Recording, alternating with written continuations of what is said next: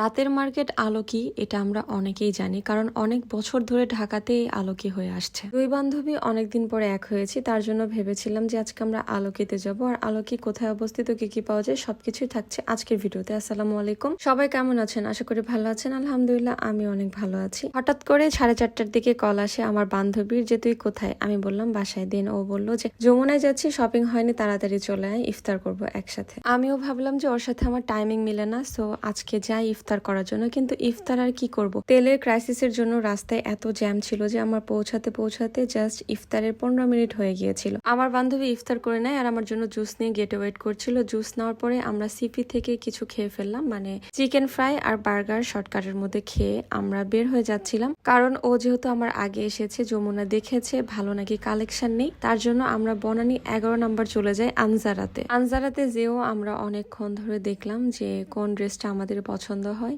কিন্তু ওর মন মতো ড্রেস হচ্ছিল না। আর সেজন্যই আমরা আনজারা থেকে বের হয়ে যাই আবারও। আনজারার পাশে আজরান আছে, ওখানে আমরা ভাবলাম কিছু পাঞ্জাবি দেখে ফেলি, মানে ঈদের কালেকশন ছেলে হোক বা মেয়ে হোক দেখলে কিন্তু ভালো লাগে যে নতুন কি এসেছে।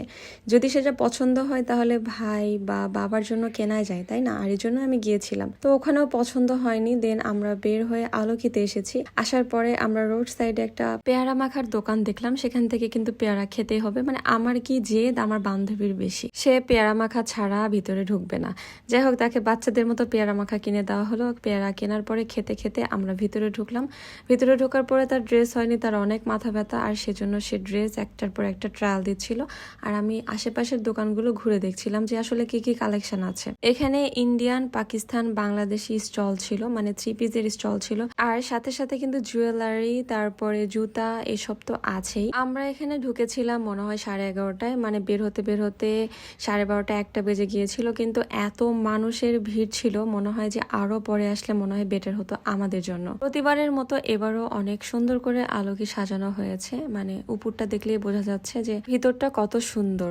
আর এখানে বেসিক্যালি যারা নতুন ডিজাইনার তাদেরই বেশি স্টল দেখলাম, আর যারা পাইকারি বা অনলাইনে বিজনেস করে তাদের স্টল ছিল। এজন্য আমার এখানকার কালেকশন অলওয়েজ বেস্ট লাগে, মানে ঢাকার মধ্যে আমার আলোকির কালেকশন সব থেকে বেশি বেস্ট লাগে। আর আমি অলওয়েজ কিন্তু আলোকি থেকেই আমার ঈদের ড্রেস কিনি, মানে আমার যে মেইন ড্রেসটা থাকে সেটা ইন্ডিয়া বা আলোকি থেকেই কেনা হয় বেশিরভাগ টাইমে। এতগুলো স্টল ছিল, আমার ঘুরতে ঘুরতে পা ব্যথা হয়ে গিয়েছিল। আর আমি অনেকগুলো ড্রেসও কিনেছি। আমার বান্ধবী ড্রেস কিনেছিল মনে হয় 4টার মতো, আমি কিনেছিলাম 3টার মতো। আমার কাছে মনে হয়েছে আজকে তো আলোকির ফার্স্ট ডে, এই জন্য হয়তোবা ড্রেসের দাম অনেক বেশি তুলনামূলক, হয়তোবা লাস্ট দিনটাতে অনেক কম দামে পাওয়া যাবে অনেক কিছু। আর সেজন্যই আমি ভাবছিলাম যে আজকে বের হয়ে যাব। তো যাওয়ার আগে আমি আপনাদের এই লোকেশনটা বলে দিই। তেজগাঁ আড়ং-এর ঠিক পাশেই আলোকি প্রতি বছর হয়ে থাকে, এবারও এখানেই হয়েছে আলোকি। যাওয়ার পথে দেখলাম একটা পাঞ্জাবি স্টল রয়েছিল, এখানে 2টা পাঞ্জাবি স্টল দেখেছি, 2টাতেই কালেকশন গুলো খুবই বেশি সুন্দর লেগেছিল, মানে একটু ইউনিক কালেকশন।